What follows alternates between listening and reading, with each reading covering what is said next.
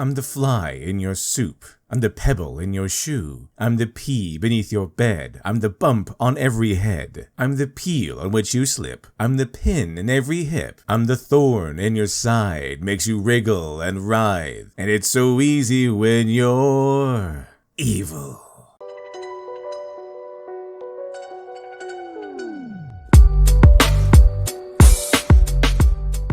Ever since the legendary board game Dungeons & Dragons broke into the mainstream, prompting a number of people to switch from ridiculing their local D&D geeks from their enjoyment of the game, to accusing their local D&D geeks of totally gatekeeping them out of the very same game they mocked for years, stories have exploded in popularity across the internet. But for every bandit king slain, every tale about that guy, or a dice roll leading to a downright hilarious situation, one intriguing genre hangs in the air like a nerdy sword of Damocles, plaguing player and dungeon master alike: the dreaded allure of the evil campaign. Dungeons & Dragons is a fantasy tabletop role-playing game known for its emphasis on monster slaying, dangerous quests, and unnaturally horny bards. But most of all, the game of D&D allows the player to become nearly anyone they wish to, and to do nearly anything they'd like to, often to hilarious results. As of this video, my personal experience with Dungeons & Dragons, while more than nothing at all, is limited, especially compared to many enthusiasts out there, but my interest was reignited after taking part in a Strixhaven campaign run by Stuart from the Loading Crew, where I of course play an evil character from a comically evil family of wizards, which of course leads us back to the topic at hand, the infamous evil campaign. As mentioned before, D&D is a game about adventuring, and at its best, allows for an impressive amount of freedom, from puzzle solving in a way that even baffles the DM, to seducing the dragon you were never supposed to seduce. The possibilities often put video games to shame, and in a world where you play a mighty adventurer wielding incredible power, there's always the temptation to both use and abuse that power. Despite that, however, the game of D&D is supposed to be about heroes, whether they be noble paladins who totally abstain from evil, or the flawed rogue who delights in the thrill of the steal. While not every character is meant to emulate the moral perfection of a Superman, at worst, said heroes might be a Han Solo type, someone who, on the surface, just adventures for money, indulges in vice, and even commits crime. But, just like Han Solo, selflessly makes the moral decision even if it goes against their self-interest. Because D&D is ideally a game about heroes, and because in D&D it's more fun to go along with the adventure rather than having a little cry in the corner because your character's too edgy to go along and nobody cares. And because being heroic is arguably the default setting for most people who play the game. And while a group might have a token evil wizard or murder-happy barbarian, it's almost inevitable that someone will bring up the topic where you don't just play flawed characters, but villains. Because villains are cool. Someone in the group will look at Darth Vader or Anton Chigurh, or more realistically, Sephiroth, because it's usually Sephiroth, and wonder what it might be like to play those guys. I mean, imagine if Darth Vader, Anton Chigurh, and Sephiroth teamed up. Wouldn't that be like super cool? And yes, it would be. So everyone gets excited to play a villainous adventure, and the Dungeon Master crafts a villainous campaign. Then the trouble starts. The players arrive and immediately begin playing bad guys rather than villains. You know, bad guys. The kill your minions and I'm entitled to everything kind of bad guys. In other words, the kind of evil characters who could never really work together. Which, in a game designed to have players work together, might be a major problem. Keep in mind that we often see cool villains from the hero's point of view. These are powerful villains meant to stand as a narrative obstacle for the heroes to conquer. They're meant to be menacing, and more importantly, they're meant to be conquered by the hero. So the story will often show how evil and menacing the villain can be by having them doing something evil, so they can kill their own minions without sparking an uprising, break their word without instantly shattering alliances, and betray their allies without suffering visible blowback, because they are the ever-looming antagonist for the hero to overcome. It would be pretty anticlimactic for the heroes to arrive to face the evil wizard, only to find out the big bad evil guy was overthrown by a minion revolt off-screen. What we don't usually see are the behind-the-scenes workings. We don't usually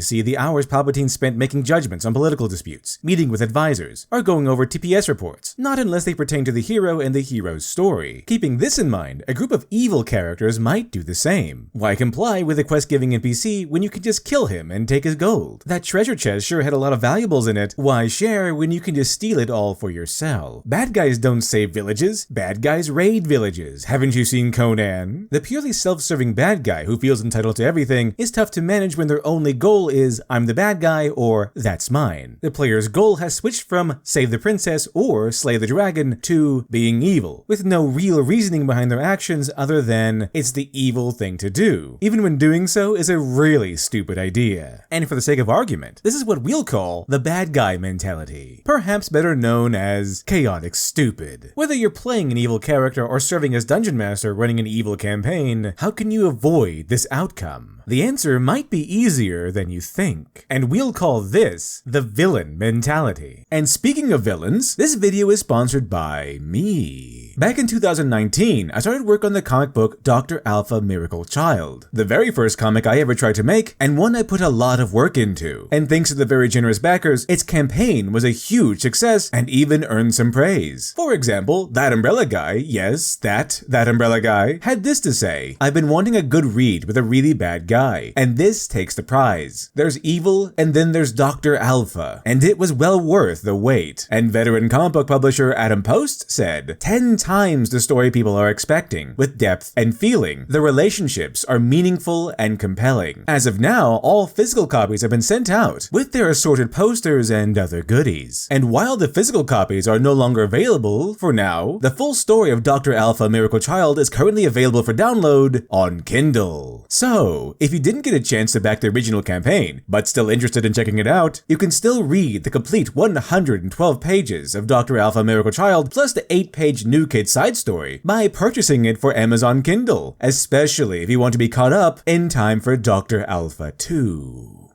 Now, as I was saying, there's a reason why evil scientists make great villains for superheroes and why mad mages make great threats for brave adventurers. They're cunning. They're smart enough to plan and maneuver pawns to enact great schemes of villainy. But more importantly, they have a scheme in the first place. Might sound odd since your paladin doesn't really need a motivation other than being good. But being good is beneficial. Being good means helping others, forging alliances, and helping society to flourish. Being evil puts one apart from society. So many things that inevitably lead to negative results. A villain can pillage a town and take all its gold, but then that town is gone. No safe haven for restful sleep, no more shop to restock its supplies of potions and gear, no more friendly village elder or mayor to provide quest and reward, not to mention the forces of good who will now be in search of a village pillager. I mean, try stealing and keeping all the gold from a treasure chest and see how enthusiastic your party members will be to help you out the next time you're making death saves. Remember in Goblin Slayer where the greedy Ray Scout stole a pair of fancy boots from a chest without telling his party? He cost his party a promotion and was let off easy with mere demotion and exile. Though they should have known that Rays have a tendency to steal things. Being good builds bridges. Being evil tends to burn them. So a villain needs two important things. For the group and the game to work in the absence of morals, each member of the villain needs, first, a strong motivation. It should be something strong enough that pushes them toward adventuring to achieve said goal. This will give them something to focus on and make a good replacement for a moral compass. For example, Mr. Freeze famously wants to cure the disease plaguing his wife and keeps her frozen, so he has time to find that cure, whatever the cost. Villains are villains because they have a powerful motivation, one they use to justify their evil actions. The second required element is pragmatism. Villains who aren't supposed to be comically evil don't usually commit acts of evil just because they're evil. They do it because they have a goal and take the actions needed to achieve it. The MCU's Thanos saw suffering created by overpopulation versus not enough resources, and did whatever it took for the power to solve that problem, even killing his own beloved daughter. Afro from Afro Samurai is arguably a villain protagonist who has the goal of avenging his father and will do anything to attain that vengeance. This includes betraying his family, fighting his own mentor, and at one point, killing a good man and father. However, Afro only did these things because he believed they were the best or only options that would lead him to his goal. In short, a bad guy just being evil might work as an antagonist, even in the game of D&D. But when the players are the bad guys, they should be more logical in their actions and complex in their character. In other words, less Jared Leto's Joker and more Lex Luthor, who, even at his most comically evil, still maintain the ability to form alliances and create the Legion of Doom. An alliance is formed when both parties have something the other needs, whether it's materials, soldiers, weapons, skills, or something else. Like Afro Samurai, a villain would find it pragmatic to betray an ally when said alliance becomes inconvenient to their goals. Let's take a look at the Joker's more theatrical counterpart, Sweeney Todd, another villain protagonist. Both characters arguably rather chaotic in their evil, slaughtering anyone who gets in their way with no real moral restraint. To summarize, Sweeney Todd was a barber who slit the throats of his customers and gave them to Harley Quinn,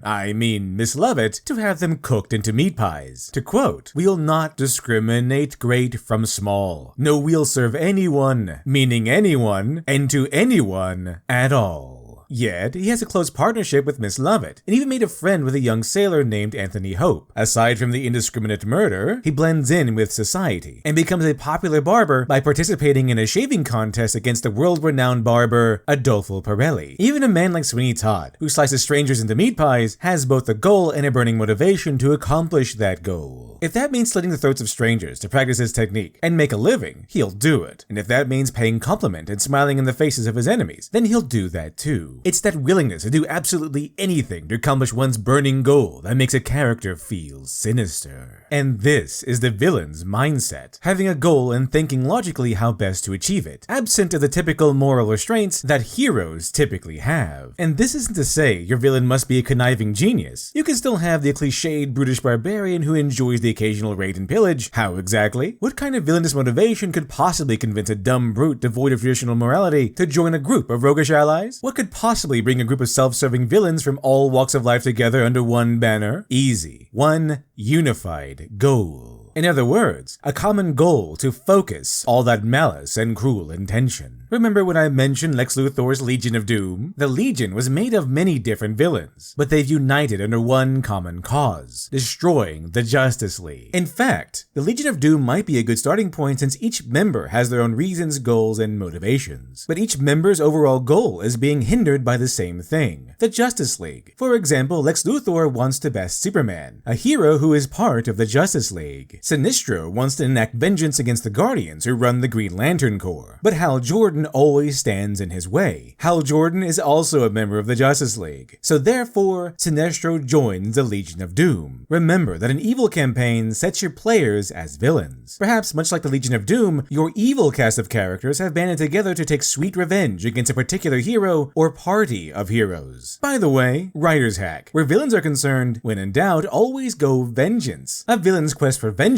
is essentially the flip version of a hero's quest for justice. Maybe your brutish, chaotic evil barbarian wanted the hand of a pretty lady and attempted to kidnap her, only to be defeated by her childhood friend who now happens to be a paladin in training. Now your barbarian wants revenge. Perhaps your lawful evil fighter was the son of a noble family who was defeated by a heroic lawful good fighter in a duel, and now he wants revenge. Maybe the neutral evil assassin rogue lost face when his attempt to murder the kind-hearted duke on behalf of the duke's evil brother was thwarted by a local folk hero, and now he wants revenge. And now that same paladin, fighter, and folk hero bard have teamed up to battle evil together. So now your three villainous players have teamed up to take revenge together. The Suicide Squad movie is another great example of villain characters working together to accomplish a goal. Bloodsport, Peacemaker, Ratcatcher 2, Polka Dot Man, and King Shark were ordered to accomplish a mission on behalf of the US government. In exchange, they'd be rewarded with reduced prison sentences, among other things. Also, if they tried to escape, their heads would explode. It's one thing to have a villain protagonist like Sweeney Todd who's paired with one other person. The Suicide Squad movie shows us, specifically, how a group of vastly different villains can work together, beginning with distrust and barely contained hostility, which eventually grows into mutual respect and possibly even friendship. In other words, they act like people, just like heroes do, because that's something people often forget when they go into the mindset of creating a villainous character, especially the creation of a Dungeons & Dragons character. While your characters will be significantly different in some respects than your hero, they're still characters living in the world. When your characters are villains, they need to be something more than a band of simple bad guys. They need to have goals and motivations, and possibly even codes of morality, lines they rarely ever cross. The difference being that a hero will deny crossing that line, while a villain can be pushed to cross that line to achieve their main goal. They're people who allow themselves to obsess over their grudges and their goals. Zuko from Avatar: The Last Airbender is portrayed as an honorable man who cares for those under his command, but his obsession with regaining his honor by capturing the Avatar pushes him to threaten innocent people and burn down villages. It pushes him to be a villain. Peacemaker in the Suicide Squad was a reliable team player until it came to covering up the sins of the US government. Peacemaker knew that should the dark secrets reach the public eye, the results could be catastrophic and threaten world peace. He was so dedicated to his goal, in fact, they turned on his own teammates and murdered Rick Flag, a man he viewed as a hero. To quote, "Keeping the peace is worth any price, including the life of a hero like yours, sir. Remember, good villains are evil for a reason. Remember, your villainous main characters are flawed people who have allowed those flaws to drive an obsession, and convince them of the belief that their actions are justified, despite society telling them otherwise. Remember that you might be playing a villain, but when your villain is the focus of the story, there should be a reason behind their villainy. And remember, despite said villainy, you're still playing people. When it comes to evil main characters, evil shouldn't be born, but created. Unless they're always chaotic evil goblins or something, and then of course always go full Goblin Slayer."